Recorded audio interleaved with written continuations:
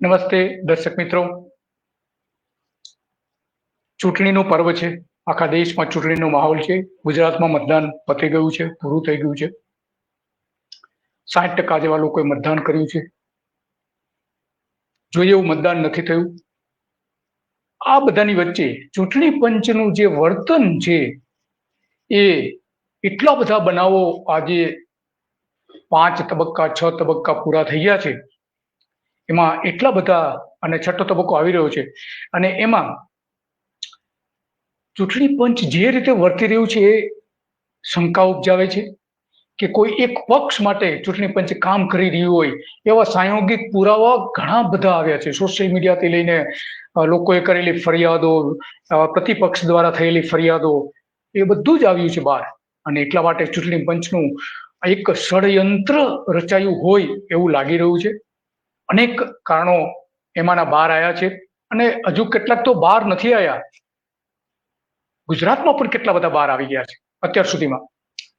અને એટલા માટે એવું માનવામાં આવે છે આ સાંયોગિક પુરાવાના આધારે કે મોદીની હાર ને જીતમાં ફેરવવા માટે જે રીતે આંકડા ફેર કરવામાં આવી રહ્યા છે એ રીતે એવું લાગે કે ચૂંટણી પંચનું આ કોઈ એક ચોક્કસ પ્રકારનું ષડયંત્ર છે. સંસદની સલામતી સંભાળતી એજન્સી પણ રાતોરાત બદલી નાખવામાં આવી છે. આ બધું કેમ થઈ રહ્યું છે? કઈ સમજ નથી પડતી કે શા માટે આ બધી વ્યવસ્થા ગોઠવવામાં આવી રહી છે ચૂંટણી પંચથી લઈને સરકારી તંત્ર દ્વારા. આપણે ગુજરાતમાં જોયું કે ગુજરાતમાં સુરતમાં તો ચૂંટણી જ નથી થવા દીધી. ઉમેદવારોને બેસાડી દેવા આવ્યા, ધાક ધમકીથી બધું જ કરવામાં આવ્યું. પોલીસ એની પાછળ દોડવામાં આવી, ઉમેદવારોને ફોડી કાઢવામાં આવ્યા. બધું જ થયું સુરતમાં અને બીજી ઘણી બધી જગ્યાએ પણ થયું. ગાંધીનગરમાં પણ થયું. કેટલાક ઉમેદવારોની સામે અપહરણની પણ ફરિયાદો કરી હતી કે મારું અપહરણ થઈ જશે ને મારી હત્યા થઈ જશે, એ પ્રકારના વિડીયો પણ વાયરલ થયા હતા. તો આ બધાની વચ્ચે આપણે જોઈએ છીએ કે ગુજરાતમાં ઘણી જગ્યાએ બોગસ મતદાન થયું છે સાંજના સમયે અને ફરિયાદો પણ એટલા મોટા પ્રમાણમાં થઈ છે. અને આપણે જોયું છે કે અમદાવાદ, સુરત જેવા, રાજકોટ જેવા મોટા સિટીમાં ચૂંટણી પંચના અધિકારીઓ ચોક્કસ પ્રકારની સૂચનાઓના આધારે વર્તતા હોય એવા ઘણા બનાવો પણ આવે છે. કલોલમાં પણ અધિકારીઓ, જે ચૂંટણી પંચના અધિકારીઓ હતા, એને જીવંત દાખલાઓ બતાવવામાં આવ્યા હતા પ્રતિપક્ષ દ્વારા, છતાં પણ છોડીને જતા રહ્યા હતા. તો આ બધાની સામે સત્તાધારી પક્ષને ધ્યાનમાં કેન્દ્રમાં રાખીને આંકડાઓમાં બધા ફેરફારો કરવામાં આવી રહ્યા છે. આ બધું એક પછી એક જોઈએ તો આપણે સ્પષ્ટપણે કહી શકીએ કે કંઈક તો એવું થઈ રહ્યું છે કે જે ચૂંટણી પંચ પગલાં લેતું નથી. નરેન્દ્ર મોદીના જે 2 અલગ અલગ પ્રકારના ઉચ્ચારો અને વિડીયો જે એમણે પોતે જ રિલીઝ કરેલા હતા એ પણ સાંભળીએ આપણે કે નરેન્દ્ર મોદી શું કહે છે અને પછી બીજા લોકો શું કહી રહ્યા છે એ પણ સાંભળીએ આપણે.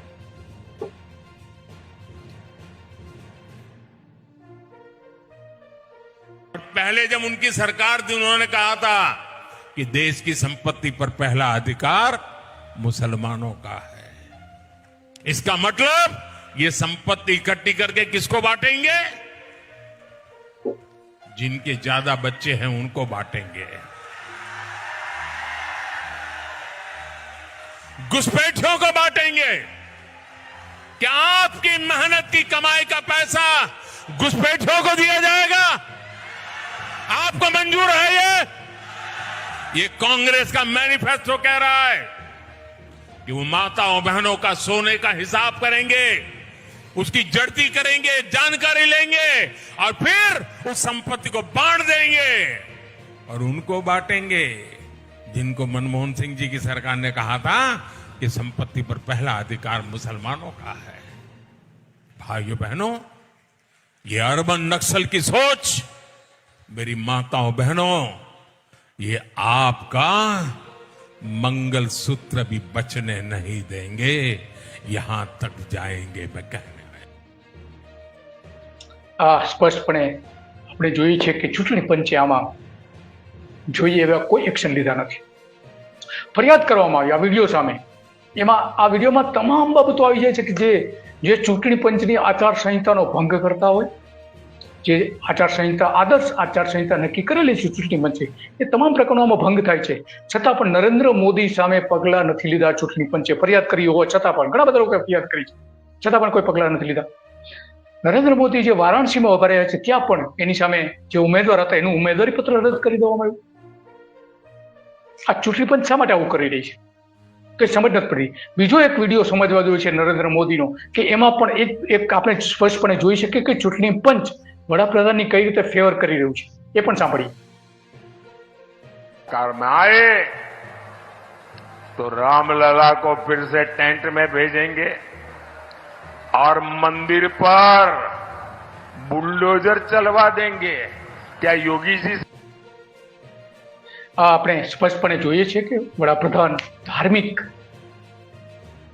લાગણી ઉશ્કેરી રહ્યા છે, લોકોની ધર્મના આધારે મત માંગી રહ્યા છે, વિપક્ષને ખરાબ ચિતરી રહ્યા છે, બુલડોઝર ફેરવવાની વાત કરે છે રામ મંદિર ઉપર. તો આ આટલી બધી જ્યારે આ ચૂંટણીમાં આચારસંહિતાનો ભંગ થતો હોય છતાં પણ ચૂંટણી પંચ કોઈ પગલાં નથી લીધું. કેમ? શેના માટે?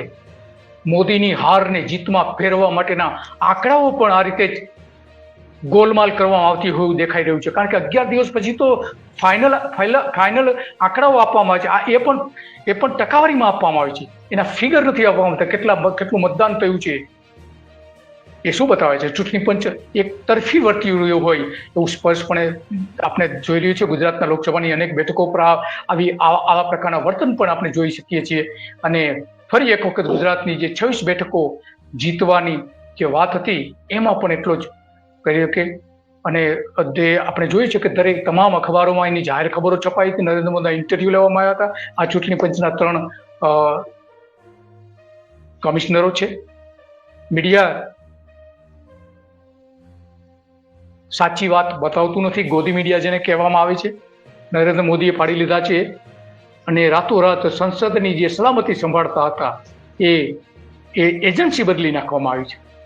CISF ના 3300 જવાનો ખડકી દેવાનું નક્કી કરવામાં આવ્યું છે બદલીને.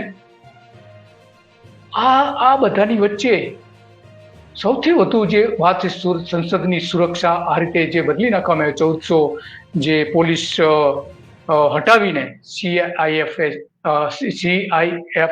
CIFSF ના 3300 જવાનોને ત્યાં મૂકી દેવામાં આવ્યા છે. નવી અને જૂની સંસદની ઇમારતોની જે સુરક્ષા આજે આ રીતના મતદાનોના આંકડાઓ પણ ફેરફાર આવી રહ્યા છે. આટલા મોટા પ્રમાણમાં એનો ફેરફાર જોવા મળે છે. નરેન્દ્ર મોદી સામે જે શ્યામ રંગીલાએ ઉમેદવારી નોંધાવી હતી એ પણ રદ કરી દેવામાં આવી છે. આ આંકડાઓ આપણે જોઈ શકીએ છીએ કે એમાં કેટલો મતદાનમાં કેટલો ફરક આવ્યો છે અને એ પણ મોટા વ્યાપક પ્રમાણમાં. તો આટલા મોટા પ્રમાણમાં ફેરફાર કેમ આવી રહ્યા છે આંકડાનો? એટલે લોકો, આખા દેશના લોકો હવે ચૂંટણી પંચ સામે આંગળી ચીંધી. કારણ કે આટલી 24 કલાકમાં તો પરિણામો એના આંકડાઓ આવી જતા હતા. કેટલું મતદાન થયું છે એના એક્ઝેક્ટ આંકડાઓ સાથે એ પણ નથી આવતું. તમામ તબક્કામાં એવું જોવા મળી રહ્યું છે. 6 તબક્કામાં આ 5મો તબક્કો જે થયો એમાં પણ એવા જોવા મળ્યું છેલ્લે જે થયું એ. તો આ કેમ થઈ રહ્યું છે એની સામે અનેક સવાલો ઉભા થયા છે. નરેન્દ્ર મોદી સામે કોઈ ઉમેદવારી કરે એનું ઉમેદવારી પત્ર રદ કરી દેવામાં આવે છતાં પણ ચૂંટણી પંચ એમાં હરકતમાં નથી આવતું. ચૂંટણી પંચના અધિકારીઓ જ એ રદ કરી દે છે. તો આ બધું આપણે સ્પષ્ટપણે જોઈએ છે કે એક તરફી ચૂંટણી પંચ નરેન્દ્ર મોદીને મદદ કરી રહ્યું છે, સ્પષ્ટપણે મદદ કરી રહ્યું છે. એની સરકાર બને એ માટેના તમામ પ્રયત્નો કરી રહ્યું છે ચૂંટણી પંચ. અને એટલા માટે હવે ચૂંટણી પંચની સામે આંગળી ચીંધાઈ રહી છે. અને એટલા માટે લોકો હવે વારંવાર માગણી કરે છે કે ચૂંટણીની જે પદ્ધતિ છે મશીનના બદલે મતપત્રકોથી થવી જોઈએ. રાહુલ ગાંધીએ પણ આવી જ માંગણી કરી હતી. લોકો જ્યારે વાત કરી રહ્યા હતા ત્યારે એમણે રાહુલ ગાંધીએ જે કહ્યું હતું એ પણ સાંભળીએ આપણે.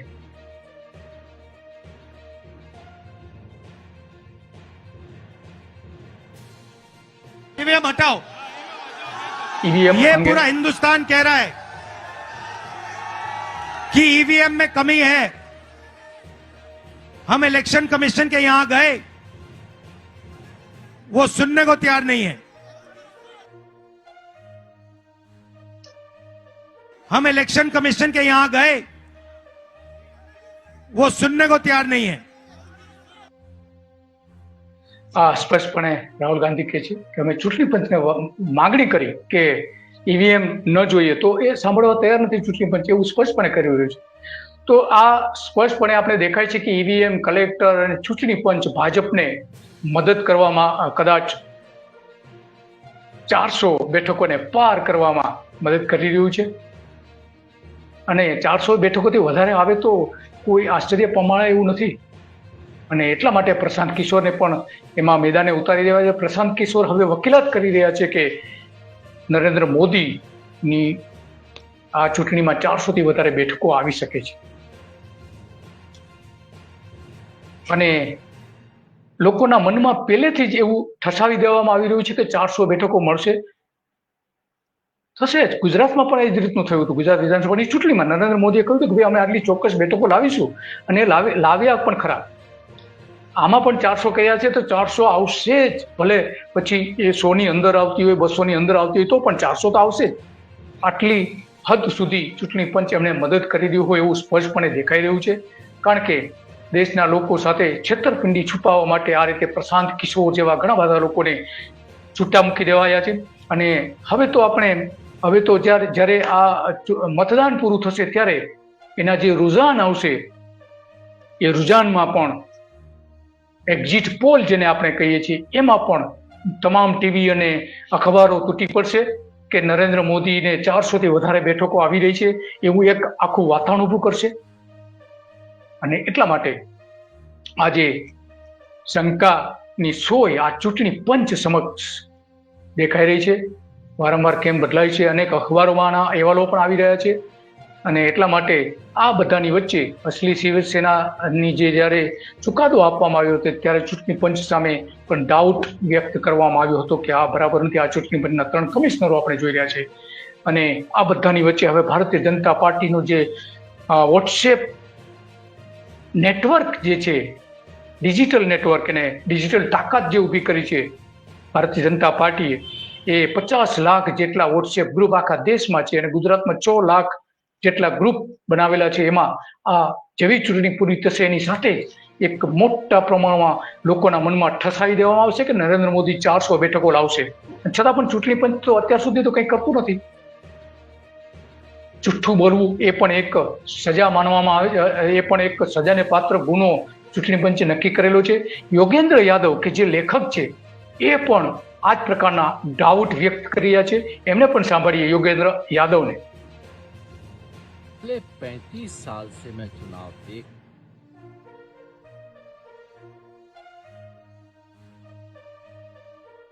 पिछले 35 साल से मैं चुनाव देख रहा हूं, लिख रहा हूं, हिस्सा भी लिया है, लेकिन इस बार जो हुआ वैसा कभी नहीं देखा.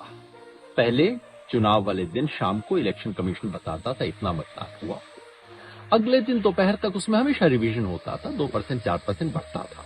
लेकिन अगले दिन ज्यादा से ज्यादा दोपहर, कभी कभार अगले दिन शाम तक 24 घंटे के अंदर इलेक्शन कमीशन आपको फाइनल आंकड़ा दे देता था. किस कॉन्स्टिट्यूएंसी में कितने वोटर ने वोट दिया, महिला पुरुष, हर सेगमेंट वाइज. इस बार 3 बदलाव हुआ है.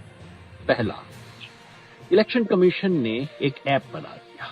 उस ऐप में डेटा आ रहा था, कॉन्स्टिट्यूएंसी वाइज आ रहा था, लेकिन बदलता गया. 1 दिन नहीं, 2 दिन नहीं, 3 चौथे दिन तक बदलता गया. नंबर 2, चौथे दिन के आखिर पे भी इलेक्शन कमीशन ने फाइनल आंकड़ा रिलीज नहीं किया.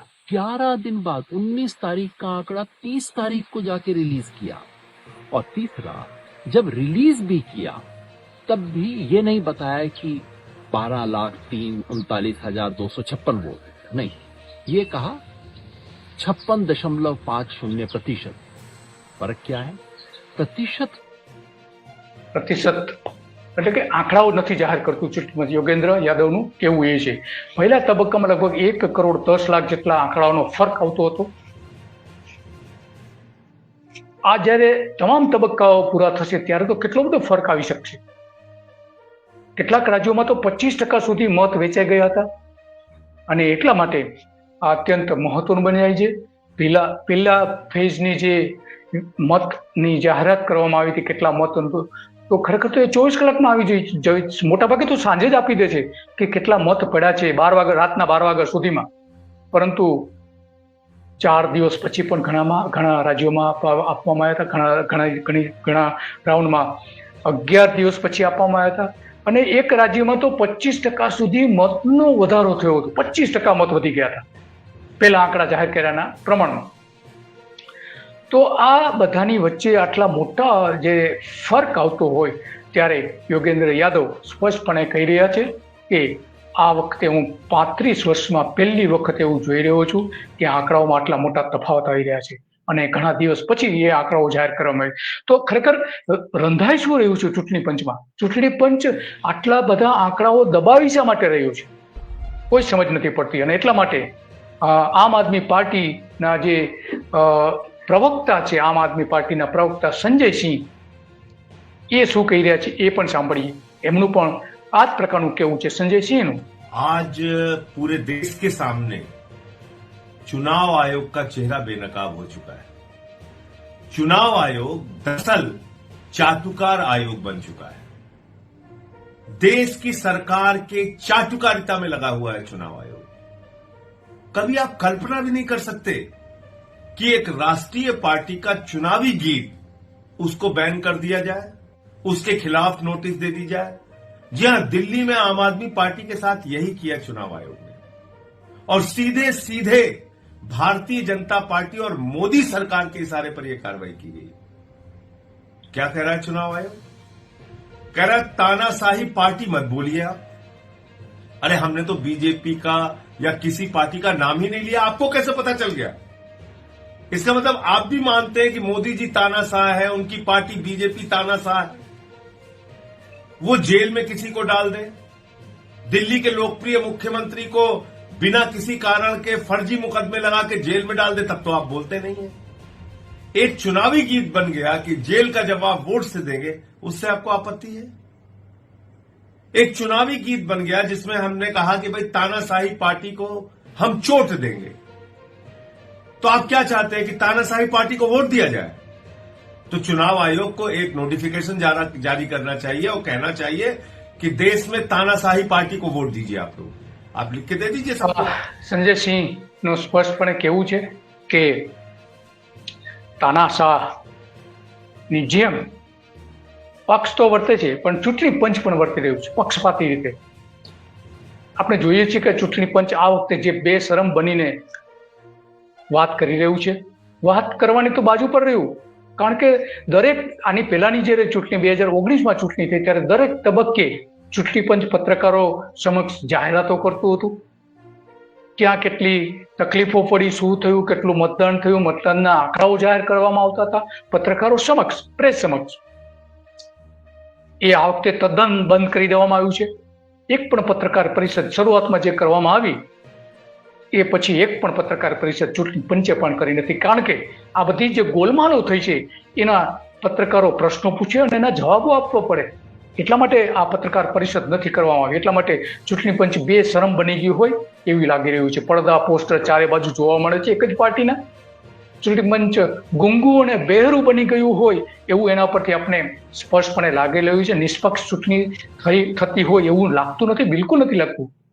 પંચ સવાલ ઉભા થયા છે, બેશરમ બનીને આ રીતના સવાલો ઉભા કરવામાં આવે એટલા માટે ઘણા બધા લોકો સાવધ કરી રહ્યા છે કે સાવધાન થઈ જાઓ, ગમે ત્યારે આ ચૂંટણી પંચ ગમે તે કરી શકે છે અને આવનારા દિવસોમાં ગમે તે થઈ શકે. આ ટ્વિટર ઉપર પણ આપણે જોઈએ છીએ વારંવાર. અને બિહારમાં તો કેટલાક અધિકારીઓ, ચૂંટણી પંચ સાથે જોડાયેલા અધિકારીઓ, મતદાનમાં એમને ફરજ સોંપવામાં આવી હતી, એ અધિકારીઓ જ ગુમ થઈ ગયા હતા મોટી સંખ્યામાં.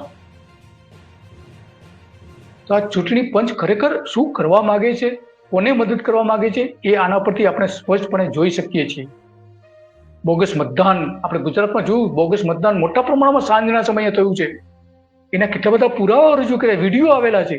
છતાં પણ ચૂંટણી પંચે એક પણ બૂથમાં ફેર મતદાન આપ્યું નથી. એક બૂથ સિવાય એ પણ ભારતીય જનતા પાર્ટીના એક નેતાના દીકરાએ પોતે બૂથમાં જઈને બોગસ મતદાન અને ઈવીએમ સાથે છેડા કરતા એ પ્રકારનો પોતે વિડીયો રજૂ કર્યો, પછી એની સામે એક્શન લેવાયા હતા. ત્યાં સુધી તો કોઈ ફરિયાદ પણ કરવામાં નથી આવી. એટલે કે ચૂંટણી પંચના અધિકારીઓ પણ આ વખતે મોટા પ્રમાણમાં ફૂટી ગયા હોય એવું લાગી રહ્યું છે.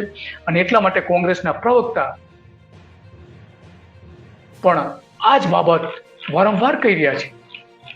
એ એ એ એ પણ આપણે સાંભળીએ કે કોંગ્રેસના પ્રવક્તા પવન ખેરા શું કહી રહ્યા છે, જોઈએ. पिछले 4 चरणों के चुनाव में जिस तरह से जो रियल टाइम डेटा आंकड़े आए हैं, वोटिंग कितनी हुई है उसके, और उसके बाद जो फाइनल फिगर आया है, दो उसमें सवाल उठते हैं. एक तो फाइनल फिगर लाते लाते चुनाव आयोग को 10 से 11 दिन क्यों लगे. दूसरा, फाइनल फिगर और रियल टाइम फिगर में 1,07,00,000 वोटों का अंतर 380 के लगभग सीटों पर कैसे आया. ये इतिहास में, चुनावों के इतिहास में कभी नहीं हुआ, पहली बार हुआ. इसलिए लोगों के मन में एक चिंता है, संशय है चुनाव की प्रक्रिया को लेकर, और इस संशय को, इस शक को दूर करने की जिम्मेदारी सबसे पहले चुनाव आयोग की है. हम बार बार ये सवाल उठा रहे हैं क्योंकि पूरे देश में हर वोटर को चिंता है कि हो क्या रहा है, क्या कोई धांधली हो रही है, क्या कोई गड़बड़ हो रही है. क्योंकि कई सवाल पहले भी अनुत्तरित रहे हैं. सबसे बड़ा सवाल था कि जो मिसिंग ईवीएम्स हैं, और लाखों की संख्या में है, वो मिसिंग ईवीएम्स कहां हैं. ये चुनाव आयोग से हमने पूछा, बार बार पूछा, लेकिन कोई जवाब नहीं आया. तो इसलिए ये शक जो लोगों के मन में आ रहा है, ये जायज शक है, ये जायज सवाल है, और इनका जवाब देना चुनाव आयोग की जिम्मेदारी है. આમ એ પણ શંકા તો ઊભી કરે જ છે કે ચૂંટણી પંચ ધાંધલી કરી રહ્યું છે.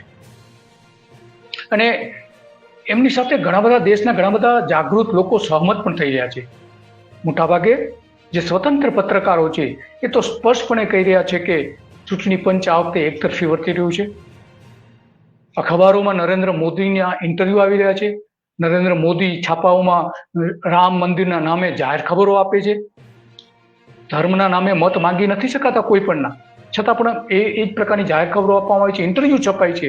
નરેન્દ્ર મોદીના મોટા ભાગના અખબારો અને ટીવીમાં એના લાઈવ ઇન્ટરવ્યુ આપવામાં આવી રહ્યા છે. ચૂંટણી પંચે આની સામે વાંધો ઉઠાવવો જોઈએ. ટીવી ચેનલથી લઈને ન્યૂઝપેપર્સના જે માલિક છે એની સામે વાંધો ઉઠાવવો જોઈએ, પરંતુ એ કંઈ જ આમાં જોવા મળતું નથી. એટલે સીધો મતલબ એ નીકળે છે કે ચૂંટણી પંચ આ વખતે નરેન્દ્ર મોદીને સ્પષ્ટ રીતે મદદ કરી રહ્યું છે. 400 બેઠકો આવે કે ન આવે, પરંતુ એ લઈ આવવા માટેની તમામ તૈયારીઓ ચૂંટણી પંચે કરી લીધી હોય એવું આના પરથી સ્પષ્ટ પણ થાય છે. સમાજવાદી પક્ષના જે એક નેતા છે એ શું કહી રહ્યા છે એ પણ આપણે સાંભળીએ.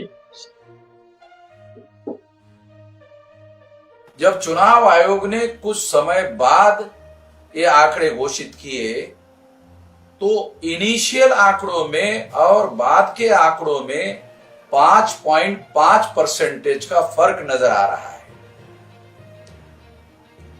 ये निश्चित रूप से बहुत ज्यादा गंभीर बात है, बहुत सीरियस बात है, और ये भारत की प्रजा के मौलिक अधिकार का उल्लंघन है.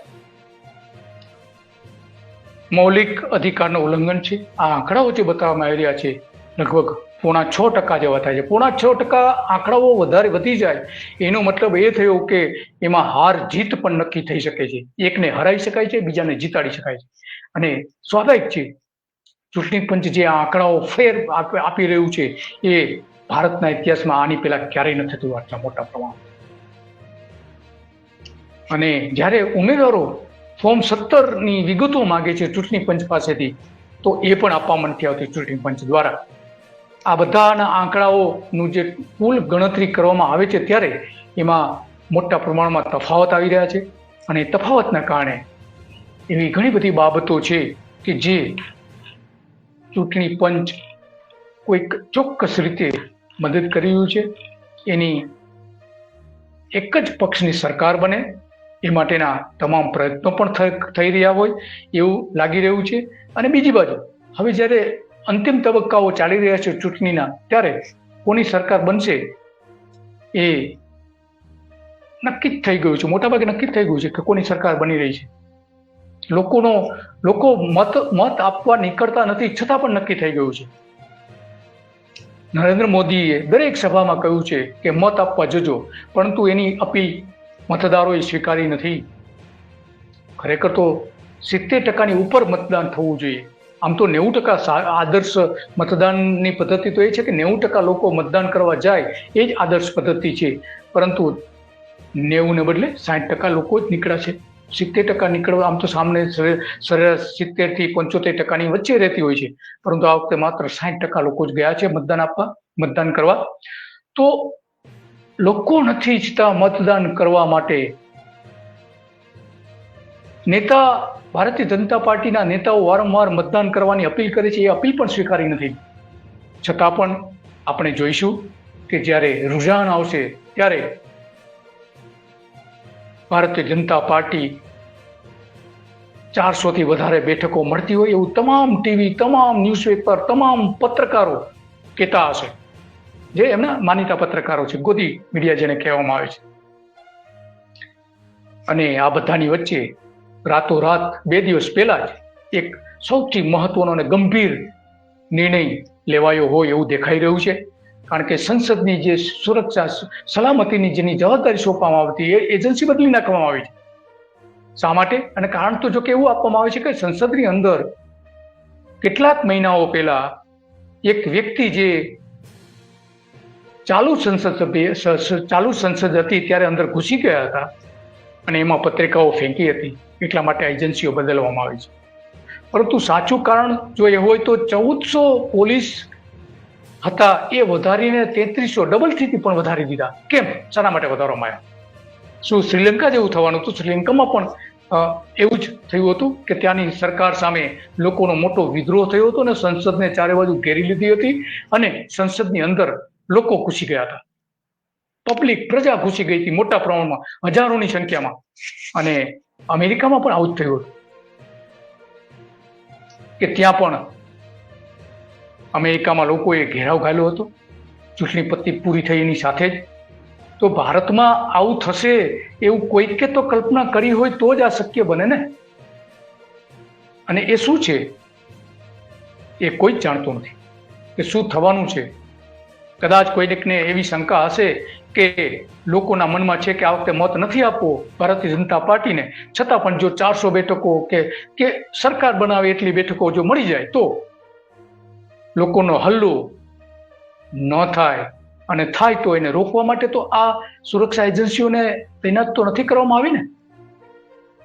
3317 જેટલા જવાનો ત્યાં મૂકી દેવામાં આવ્યા છે. CISF ના જવાનોને મૂકી દેવામાં આવ્યા કે જે કેન્દ્રીય ઔદ્યોગિક સુરક્ષા દળ તરીકે ઓળખાય છે, એને મૂકી દેવામાં આવ્યા છે. આ ફેરફાર અત્યંત ગંભીર છે, બહુ ધ્યાનમાં નથી લીધો લોકોએ, પરંતુ અત્યંત ચોંકાવનારો પણ ફેરફાર છે. અને એટલા માટે આજે આ અનેક પ્રશ્નો ઊભા થઈ રહ્યા છે. ચૂંટણીમાં મતદાન ન કર્યું હોવાનું ઘણા બધા લોકો કહી રહ્યા છે કે અમે આ વખતે અમારા મતદાનનો અધિકારનો ઉપયોગ અગાઉની જે 2 સરકારો માટે કર્યો તેનાથી જુદો કરવા માંગીએ છીએ. પરંતુ સત્તા પરથી ઉતરવું કોઈને પસંદ નથી હોતું. અને એમાં જ્યારે કલ્પના બહારના ભ્રષ્ટાચાર થયા હોય, કલ્પના બહારની ગેરરીતિઓ થઈ હોય, ત્યારે તો સત્તાધીશો, અને એમાં ખાસ કરીને નરેન્દ્ર મોદીની માનસિકતા આપણે જાણીએ છીએ ગુજરાતમાં હતા ત્યારથી, એવા લોકો ક્યારેય સત્તા છોડવા તૈયાર નથી થતા હોતા. અને એટલા માટે જ આ બધી જ શંકાઓ હવે ચૂંટણી પંચ સમક્ષ ઊભી થઈ રહી છે. અને ચૂંટણી પંચ કોઈ ચોક્કસ વ્યક્તિને મદદ કરી રહ્યું હોય એવું આના પરથી સ્પષ્ટપણે આપણે કહી શકીએ છીએ. બસ આજે આટલું, અને આવતીકાલે પણ આવા જ કોઈ મુદ્દા પર આપણે ચર્ચા કરીશું. નમસ્તે.